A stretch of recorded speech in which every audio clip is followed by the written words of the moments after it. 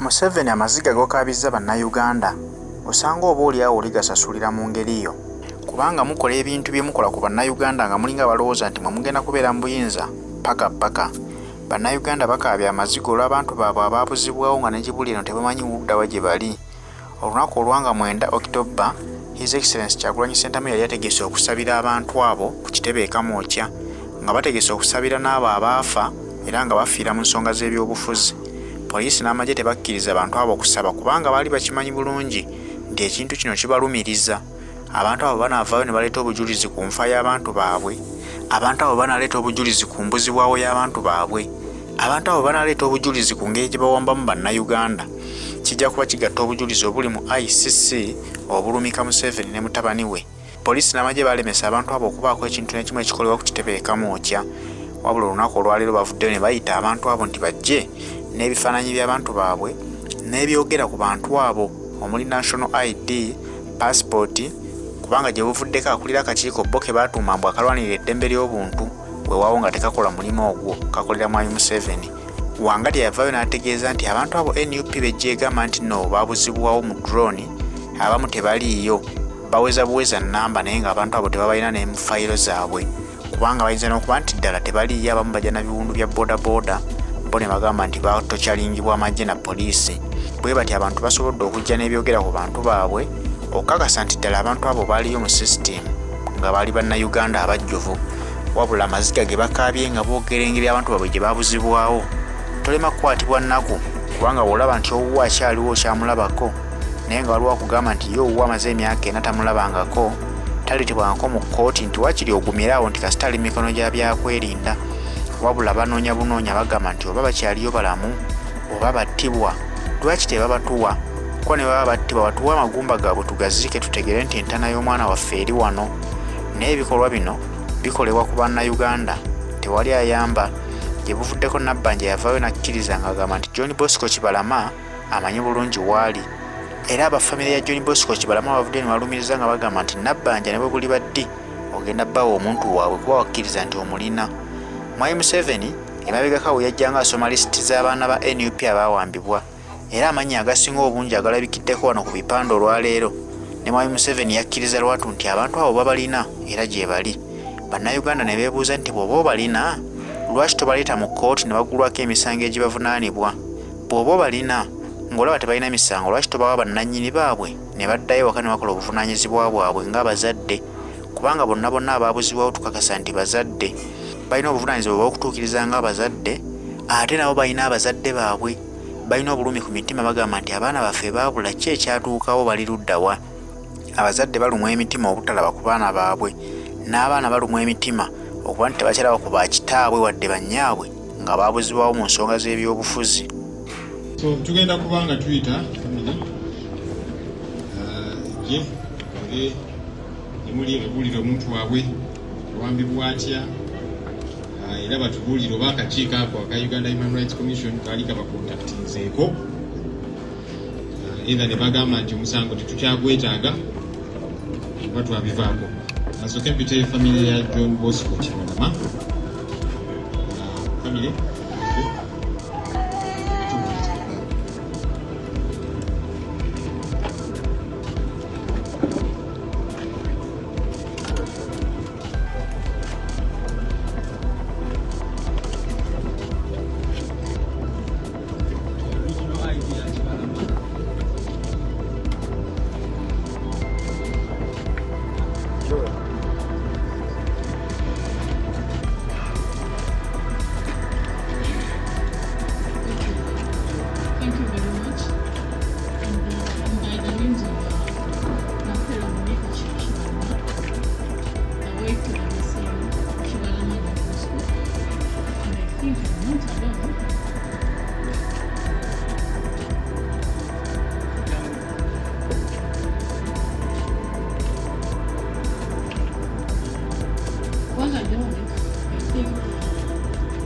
so many people have been seeing me on social media, like from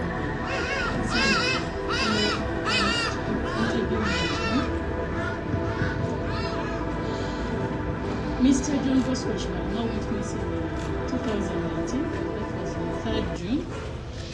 he left home, and I think I've been telling the same story.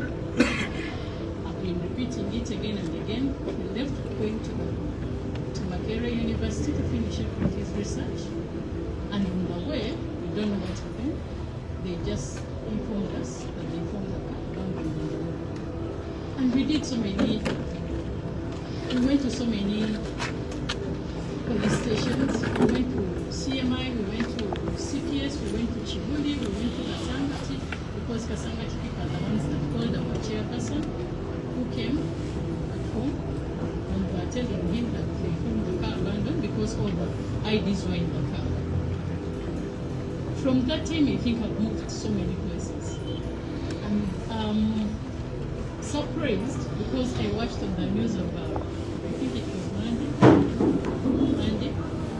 when Mrs. Nagaja was saying that to Wangaja that they have received 12 people under 18 and nowhere to be seen.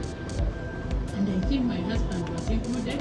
And from there, I've been hearing that they wrote to me or they called me when they want to know about my husband's details and what, and I told them I don't need to. I think they called someone else. I've never received a call from the government, and I think I've taken so many steps calling people from the government. Because from the time Mrs. Nabanja talked to me in the media that they have Mr. John Bosco, I think even me, I contacted Nabanja in person. And I'm very surprised to see that the government is saying that they don't have Mr. John Bosco. And it was the same government that came out saying that they have John Bosco and they're going to bring him to court. So I don't know what to say about this government, because me, what I know, from the time Mrs. Nabanja talked about it, I've been requesting or asking the government to produce him to court. So I'll go on and on asking the government to produce Mr. John Bosco, because they are the ones that came out and say that they have him.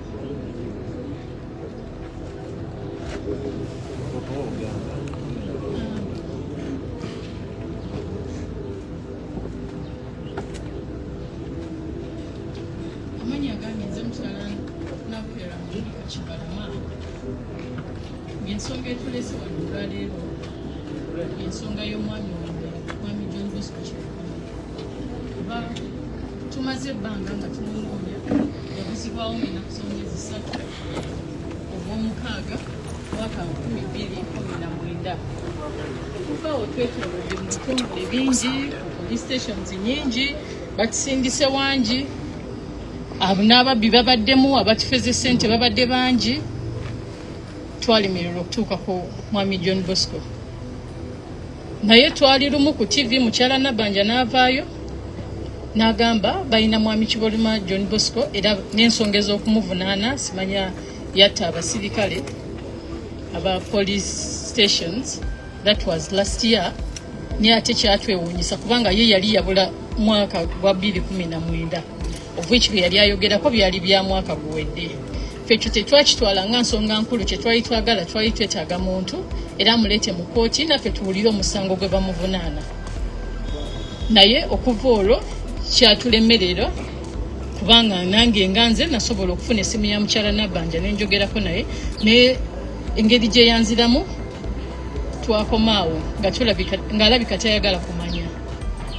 Kati kyanneewuunyisiza okulaba ku mawulire nga mukyala wa Ngajja agamba nti batukontaktinga oba fayiro z'omwami wange bagigaddewo, bwe batukontaktinga ne tubagamba tetwagala kumanya. Simanyi oba yawandiikira ani yandikitereezezza bulungi, kubanga nze nga mukyala Kibalama sifunanga bbaluwa yonna, oba sifunanga simu yonna, oba sifunanga meseji yonna empita nga bampita ku nsonga za mwami wange. Ngezezzaako ebitongole bingi, aba CMI baani bampitanga, naye ate ekitongole kya Human Rights tekimpitangako era nsuubira nange sikifeesingangako. Kati bwe bagamba nti twagamba tetwagala kumanya bya mwami wange, ng'ate tumaze ebbanga nga naffe tugezaako bakontaktinga, batulaga tebamuyina ate nga be bamu be bavaayo ne batugamba bamuyina n'emisango gye bamuvunaana.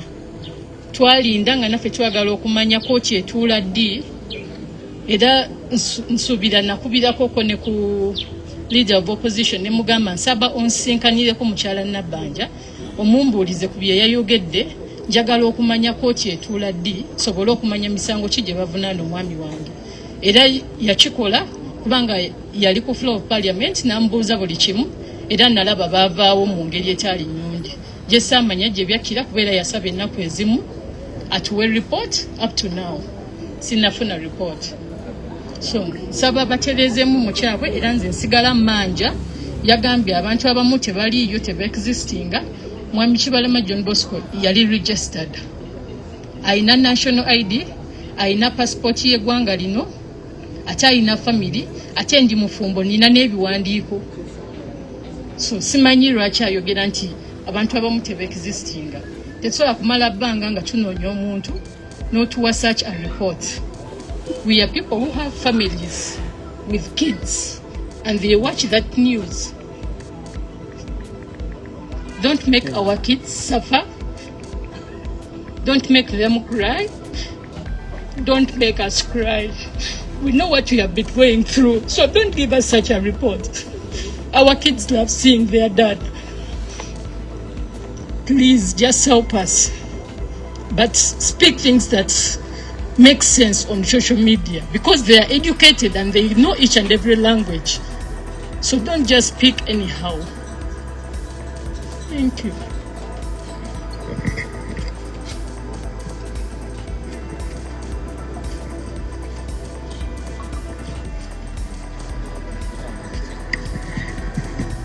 Amanya agange bampita n'atukunda Mase mukyala Kibalama. Ensonga etuleese wano ya mwami Kibalama, engeri gye yakulamu n'engeri gye tumunoonyeza ebbanga eddene nga tetumulaba kuba awezezza kati emyaka 4 agenda mu myaka 5. Yaleka abaana era abeetaaga okulabirira n'ebintu ebirala ebisinga. Bagamba mbuno gavumenti egamba mbuno temuyina, ate nga mukyala Nabbanja yavaayo n'agamba mbuno be bamuyina n'emisango gye bamuteeka kisinga okugulu. Naye tetugenda kukoowa wadde okuggwamu amaanyi, tugenda sigala nga tumubanja nga tumunoonya paka Mukama lw'anaatusaasira ne tumufuna. Toyanza nnyo.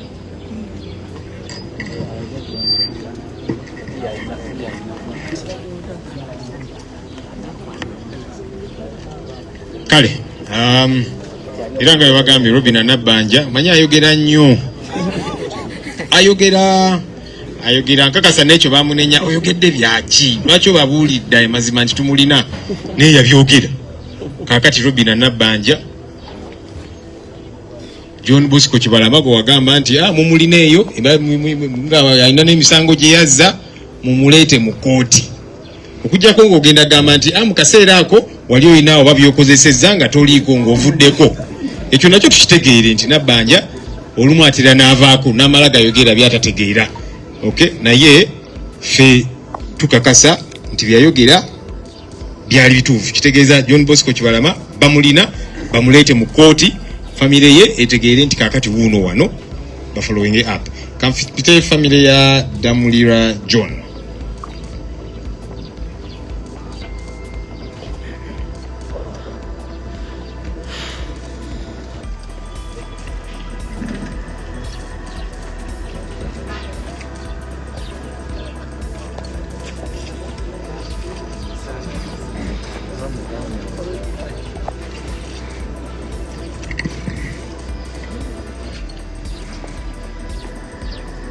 Basebo ne banyabo, amanya agange nze Kiganda Chelsea nga ndi muto wa John Damulira. Ali wano ye mukyala mukulu wa John Damulira, ono ye mukyala muto wa John Damulira, ono mwannyinaze yadda ku John Damulira. John Damulira bamuwamba ng'ennaku z'omwezi 21 Novemba 2020 bamusanga wa Kisekka wakolera essaawa zaali wakati w'5 n'omukaaga. Abantu bonna baali ku mulimu. Emmotoka ya veeringa ya drone nga mulimu abasajja babagalidde emmundu ne bakwata John ne bamupakira mu drone n'abantu be bamusanga nabo baali abantu nga 7 ne babapakira mu drone nga ne mutabani we kwali.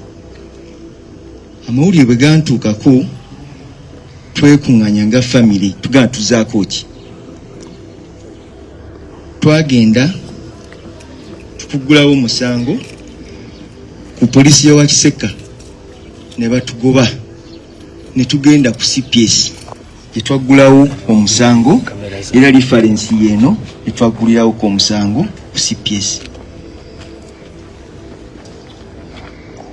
Tunoonyeza John atubuze tetulina we tutatuuse tutuuse mu makomera ekittali yatutuuseeyo tutuuse Ekigo tutuuse Luzira tutuuse ku Semwai tutuuse Ekireka tugenze Mbuya mbadde nga ntambula nkusooka nkutambula ne mwannyinaze ono n'oli luvannyuma ne balamu baffe kuba mukusooka bo baali batidde nnyo nabo batwegattako tandika okunoonya John ne John tetumulabangako. Amawulire John bamukwata ng'ennaku z'omwezi 21 Disemba 2020. Gano amawulire ga Monitor gafuluma ng'ennaku z'omwezi 22 ku peegi ey'okuna. Kuliko omwami munsikirize someko ka paragraph kano katono. Kuliko omwami ye Patrick Onyango omwogezi ndooza wa poliisi. Amawulire gasoma bwe gati ka paragraph kano kenjagala okubasomera. Kampala Metropolitan Police spokesman Patrick Onyango confirmed Mr. Damulira's arrest and several others on allegation of participating in the protests around Kampala metropolitan area, but he denied torturing the suspect. It's true, he is one of the people we arrested, but I cannot tell you where he and others are detained now. We did not torture any person. As an institution, torture is prohibited as a form of interrogation, Mr. Onyango said. Kawanvinyo omnamu kagala mujja kukafuna nga kali ka Monitor yafuluma ennaku z'omwezi 21 peegi ey'okuna. Kakati government bwevaayo eyali mwogezi wa poliisi negamba it's true we arrested Damulira. Kakati omukyala Wangadya novaayo n'ogamba Mariam Wangadya ffe tutuusaawo ku human rights nga natandaba na kuyingira mu office nga twewuuba ku headquarters zaabwe ziri eri naggulu. Tulinayo fayiro namba ejjudde kuba baatutuma buli kimu. Baatutuma abantu be bamukwata nabo tubatwalayo nabo ne bakola zi statement zaabwe. Baatutuma omwana gwe bamutwala naye ne tumutwalayo naye naakola statement. Olunaku lwe twasembayo twalinga tubeewuubako olumu kyala Mariam Wangadya nga amaze okuyingira mu office yatugamba nti temudda wano naye mugende mu munoonye naffe nga Human Rights Commission tumunoonyeza atubuze naye mugende mu munoonye bwe munaaba mumuzudde mukomewo mutuwe ripooti tusobole okumukolako follow up. Naye kati ffe bagamba omunoonya tulina busobozi ki kugenda mu munoonya bw'abanga bo balemeddwa okumunoonya. Abakulu abo nsuubira nabo bazadde abakeera enkya ne bazaala nga ne mama waffe bwe yazikeera enkya n'azaala Damulira. Njagala balabe obulumi mama waffe bw'ayitamu ssaawa ya leero. Mama waffe akyaliwo naye njagala balabe obulumi bw'ayitamu omwana we tamulaba. Naye ggwe n'ova eri nga okudaala ffe ng'abafamire tuli banyiivu kuba twali twawummulamuko. Naye bwe twawulidde ekintu kino kyatukosezza nnyo era ensonga tusitukidde wamu bannyinaze balamu bange tujje tulage tebatukontakitingangako kyobanga ebyo byeyagamye mbuya bakontakitinga abantu ffe nga family tebatukontakitingangako okujjako ffe twabanoonyanga paka lwe batugamba nti no muddeeyo naye bw'avaayo n'agamba nti baatukontakitinga kyo simanyi kujjawo nga baakubira muntu mulala. Damulira bw'agamba ebyo byonna bye bagamba mbu tibalina bye boogerako, kano akapapula ke kafulumizibwa admission kabeerako details zonna, kalinga ndowooza equivalent to Nangamuntu bakiri kuno kyonna kibeerako.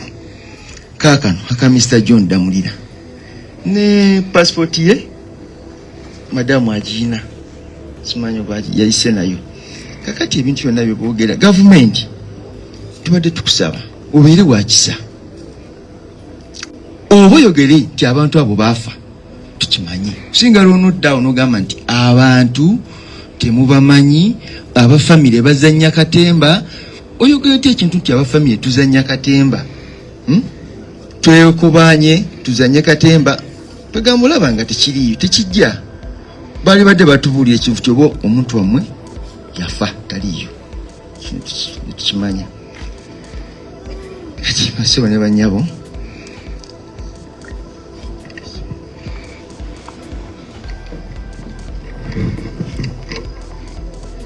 mbalamusizza basebo ne banyabo. Amannya agange nze Katana Winfred nga ndi mukyala wa Damulira John gwe baakwatanga ennaku z'omwezi 21 November 2020. Kuba we baamukwatira nze yandika ndi lubuto era bebi yono namuzaala agenda kweza myaka 3. Damulira tetumulabangako, tumunoonyezza buli wamu. Ebyo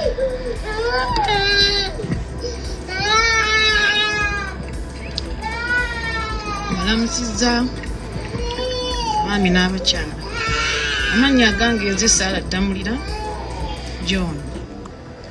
Noonyeza omwami wange Damulira John ambuze buli weetaagisa wonna, bonna damwambuze.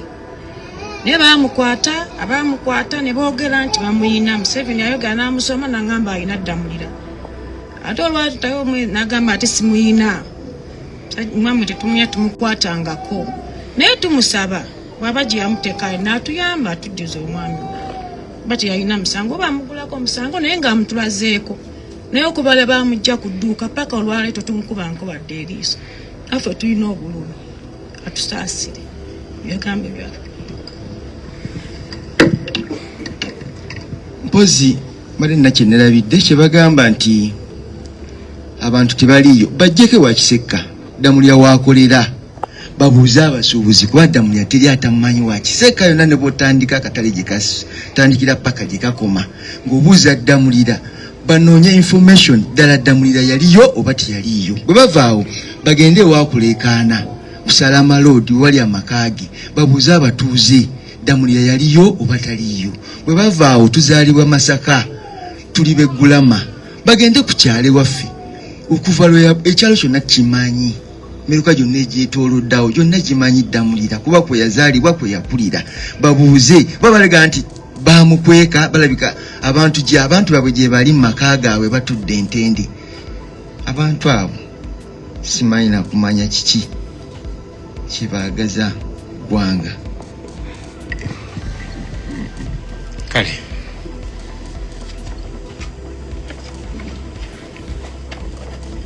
katuyite famire eya Nalumoso Vincent.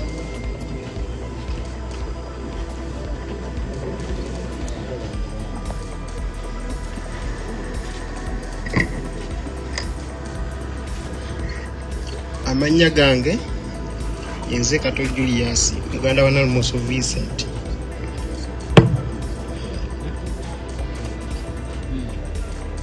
Nalumoso Vincent bamuwamba ennaku z'omwezi gumu Desemba 2020. Yaleka abaana 3 n'ekisinga okunkabya amaziga. Abaana buli tubatwala ku ssomero bakabirira dadi waabwe. Bagenda bakaaba buli lunaku, buli we tubazza ku ssomero bakaaba baagala dadi. Omu bamuleka muto nga tannategeera. Nena kati yero tumubuuza dadi wo yani tamanyi awe yogera bwasanze gwe dadi tamanya ni dadi we. ekyo kisinga okungabya ennaku. Maama waffe buli lunaku asiiba akaaba mukazi wa ali awadde abasirikale ssente baziridde, awadde buli kintu bwe buli we bagamba nti wano naluma ososola omusanga wataddeyo ssente naye omwana tamulabanga. Nakati essaawa ya leero nalese bali mugamba nti waliwo we tusuubira mukazi wate ali kukwata kasente basaasaanya.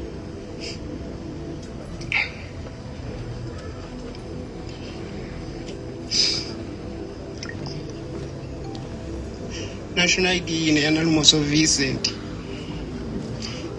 Ekyankabiza nnyo nga ndaba omukazi oyo ku mawulire ng'ayogera ne ngamba yiyi singa oyo mukazi abadde asobola otuuka buli wamu n'agenda ng'alaba ekintu ekyo kyagenda ayogerako.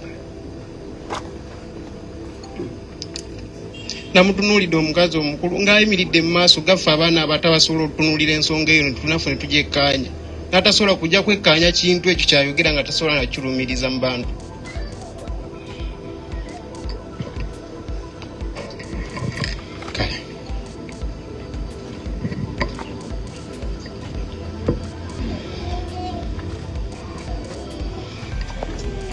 Kale ndowooza mulaba obulumi abantu bwe bayitamu. Katupite famire eya Musisi Mbowa.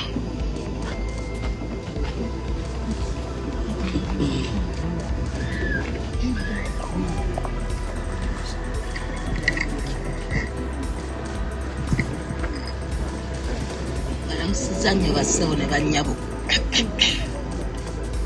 Amanya agambe mpitibwa Christine Nakimbugwe. Nga nze nzaala omwana eyabula Mbowa Musi. Obulumi bwe tulimu obulumi bw'amaanyi nnyo kusinzira abaana baffe baabula. Naku gye tulina nnene nnyo. Musi Mbowa bamukwata omwaka 20 naku z'omwezi 18 Desemba.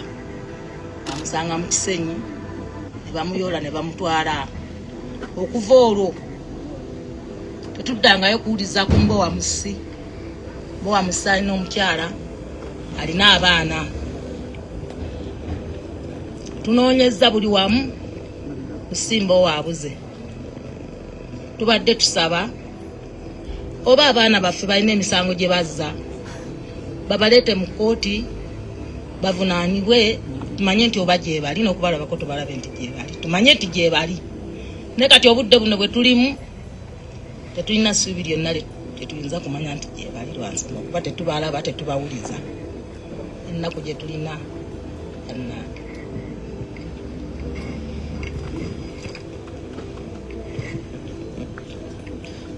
Tuyite family ya George Kasumba.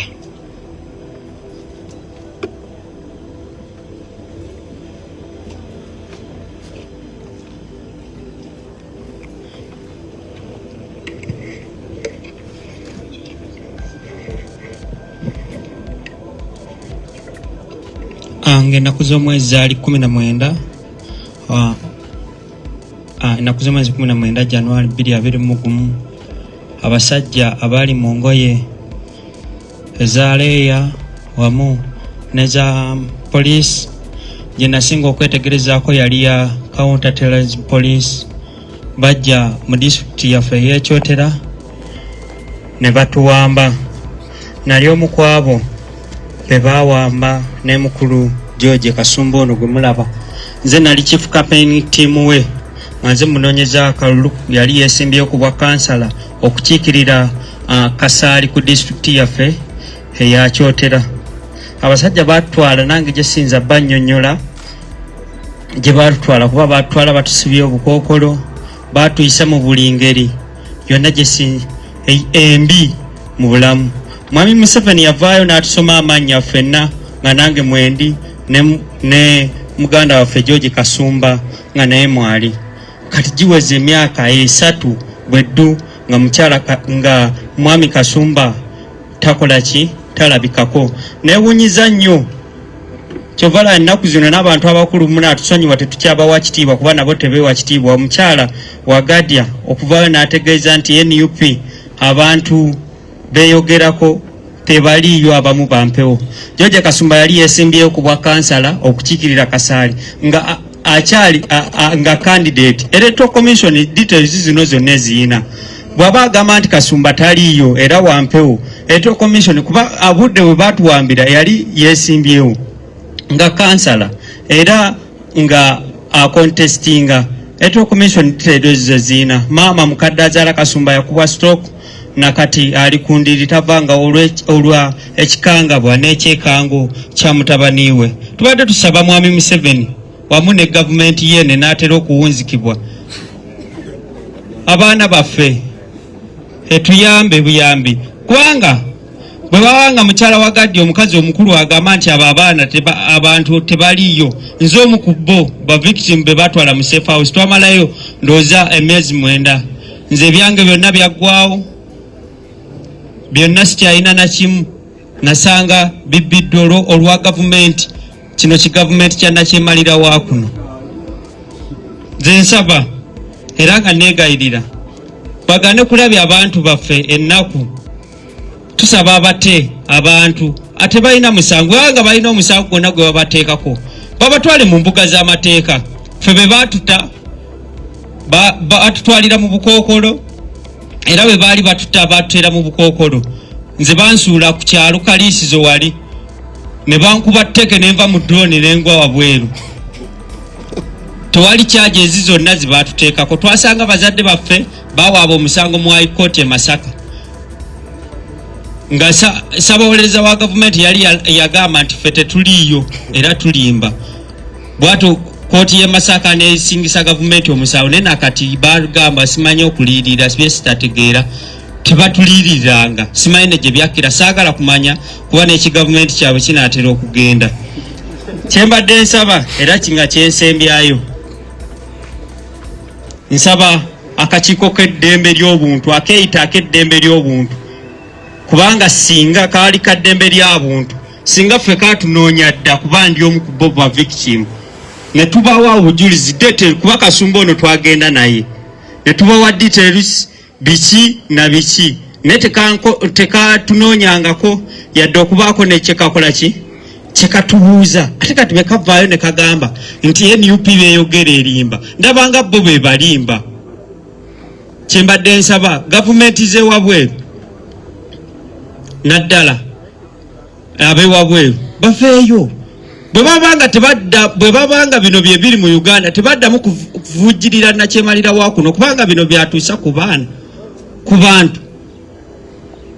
Nze sikyalina kyentya kwogera nafiirwa omwana bwe baali bankwata nga bajja mu nju yange okunkwata munagaana okuggulawo ne basendabirwamu ne bakuba paper spray naye n'omwana nga bakamuzaala. Omwana wange bwe navaayo yamalayo wiiki 2 olw'okubanga amawugwe gaali gavunda. Omwana ono nali namubbulamu muganda wange ono nga namutuma Ssenyonyi Arafat omwana wange yafa. Kati obulumi bwe nnina ku mutima tokyalina kyongamba ku kino kigavumenti kya Mwami Museveni. Ebyo bye byange naye nga Kasumba George Mwami Museveni yavaayo n'amusoma ku lisiti naffe kwe twali n'ategeeza nti yakola ki nti be bamulina. Tusaba bamute adde yalabirira abaana be abato be yaleka n'omukyala kuba abasinga baatya